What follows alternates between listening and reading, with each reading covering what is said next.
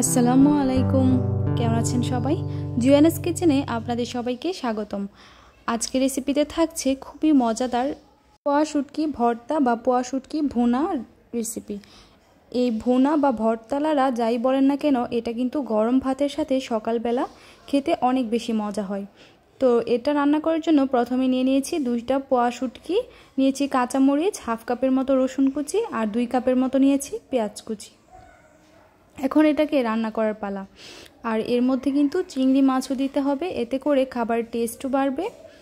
তো এখন আমি চুলাতে একটা প্যান বসিয়ে দিয়ে দিলাম প্রায় হাফ কাপের থেকে একটু বেশি তেল। তারপরে দিয়ে দিলাম রসুন কুচি, পেঁয়াজ কুচি আর দিয়ে দিব কাঁচামরিচ। পেঁয়াজ, রসুন, কাঁচামরিচ একসাথে করে ভেজে নেব। তারপরে দিয়ে দিলাম ভাজার জন্য 1 চা চামচ পরিমাণ লবণ।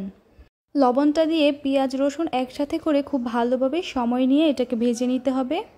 যখন এরকম কালারটা চেঞ্জ হয়ে আসতে থাকবে, পেঁয়াজ আর রসুনটা ভাজা হবে, তখন এর মধ্যে অ্যাড করে দিলাম চিংড়ি মাছ। আমি এখানে ছোট চিংড়ি নিয়েছি, আপনারা চাইলে কিন্তু বড় চিংড়ি মাছ দিয়েও করতে পারেন, চিংড়ি মাছ ছাড়াও করা যাবে।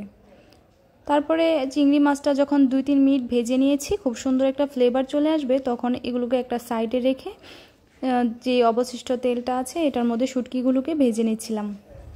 আমি যে পোয়া শুটকি দিয়ে যেহেতু রান্না করছি, সো এখানে কিন্তু খুব বেশি কাঁটা নেই। যদি আপনারা অন্য কোনো শুটকি ব্যবহার করে থাকেন এই রান্নাতে, তাহলে কিন্তু কাঁটাটা ফেলে দিতে হবে। তো এখন আমি সব কিছু একসাথে করে নেড়ে চেড়ে মিশিয়ে নিয়েছি।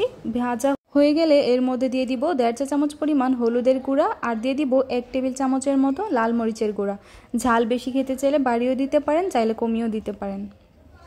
তবে এটা যেহেতু শুটকি ভর্তা বা ভুনালারা, তো এটাতে কিন্তু অনেক বেশি ঝাল দিতে হবে।